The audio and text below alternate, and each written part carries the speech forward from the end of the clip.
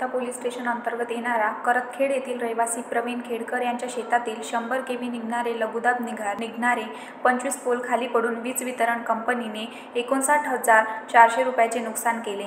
तसेच 25 पोलवरील तारांची किंमत 43,175 अज्ञात छोट्यांनी तार चोरून नेण्याची तक्रार येवला पोलीस स्टेशन येथे देण्यात आली। गुन्ह्याची गंभीरता पाहता स्थानिक पोलीस स्टेशनने गुन्हे शाखेमध्ये तपास दिला असता अमरावती गुन्हे शाखेचे पथक यांनी लगेच तपासणी गती तातडीने फिरून व जिल्ह्यामध्ये वीज वितरण कार्यालयात व ॲल्युमिनियम तारेची चोरी होत असल्याचे गांभीर्याने दखल घेऊन तपासची गती फिरवली। अमरावती ग्रामीण जिल्ह्याचे अधीक्षक येवला पोलीस स्टेशन व अमरावती गुन्हा शाखा यांना सूचना केल्या व तातडीने या गुन्ह्यातील आरोपी जर बंद व्हावे अशा सूचना देण्यात आल्या।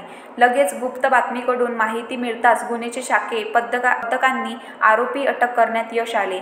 भारत श्रीकृष्ण रघुवंशी राहणार नवीन घरकुल मूर्तिजापूर जिल्हा अकोला यांच्या साथीदारासह ही चोरी केल्याची कबुली दिली असल्याचे समोर आले आहे।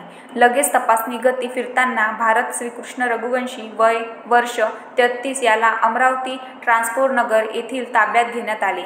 याला विचारपूस केली असताच त्याने सांगितले, यामध्ये माझा भाऊ लखन श्रीकृष्ण रघुवंशी राहणार मूर्तिजापूर व यांचा साथीदार प्रकाश मारुती इंगडे राहणार बोरगाव वराडे, तिसरा आरोपी मोहम्मद हलीस मोहम्मद सलीम राहणार ताजनगर अमरावती व चौथा आरोपी सागर नेमाडे राहणार दर्यापूर असे आरोपींचे नाव असून आरोपीने कबुली दिली की आम्ही अगोदर दिवशी मोटरसायकलने पाहणी केली, त्यानंतर आम्ही साहित्य घेऊन गेल्याचे सांगितले। त्यानंतर दुसऱ्या दिवशी ॲल्युमिनियमचे तार कापून त्याचे गठ्ठे बांधले व आरोपी मोहम्मद हमीद मोहम्मद सलीम यांच्या टाटा सुमो गाडीत टाकले।